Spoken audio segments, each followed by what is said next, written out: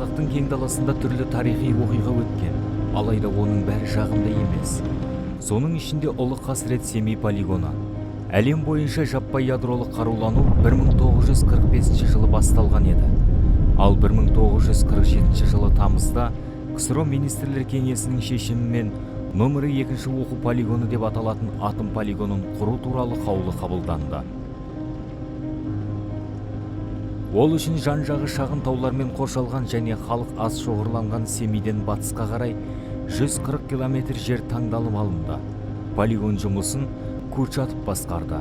Ал мемлекет тарапынан мұны басқару КСРО ішкі істер министрі Берияға жүктелді.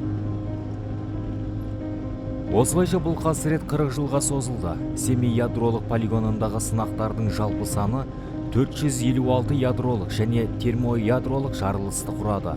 Оның ішінде 116-сы ашық болып, жер беті мен әуе кеңістігінде жасалды.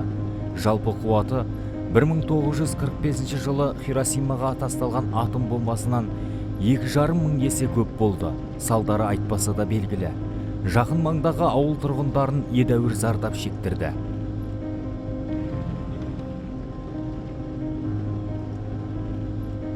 Бір 1989 жылы ақпан айында Невада Семей қозғалысының алғашқы митингісі өткізілді. Семейдегі атом полигонын тоқтату үшін ұйымдастырылған қозғалысты белгілі қоғам қайраткері ақын Олжас Сүлейменов басқарды. Осы жылы 6 тамызда Семей облысының Қарауыл ауылында КСРО және ақш президенттеріне ядролық қаруды сынауға мораторий жариялау жөніндегі ұсынысты үндеу қабылданды. Онда сайын даламыз ядролық жарылыстардан қалтырап бітті. Сондықтан да онда ары қарай үнсіз қалу мүмкін емес. 40 жыл ішінде бұл арада мыңдаған Хиросималар жарылды. Біз келешекті қауіппен күтудеміз. Уайымсыз отырып су мен тамақ ішу, өмірге нәресте әкелу мүмкін емес болып барады. Қазақстандағы ядролық қаруды тоқтату үшін, өз үйімізде бейбітшілік пен тыныштық орнату үшін, өз құқықтарымыз үшін күресу мақсатында біз Невада Семей қозғалысын құрдық делінген. Осыған дейін үнсіз жүрген халық бір ауыздан ядролық қаруға жол жоқ, сынақтар тоқтатылсын деп мәлімдеді. Сынақтардың қатері жөнінде барлық бұқаралық ақпарат құралында жариялана бастады. Әр елдің парламенті өз сессиясында қозғалыс ұрандарын талқылап жатты. Радиациялық сәулелердің зардабы жайлы дәрігерлер мен ғалымдардың да батылы жетті. Осылайша Семей полигонындағы сынақтар саны азая бастады. Халықтың бастамасымен тұңғыш рет КСРО үкіметі ядролық қаруды сынауға тыйым салу, мораторий жасау туралы шешім шығарды.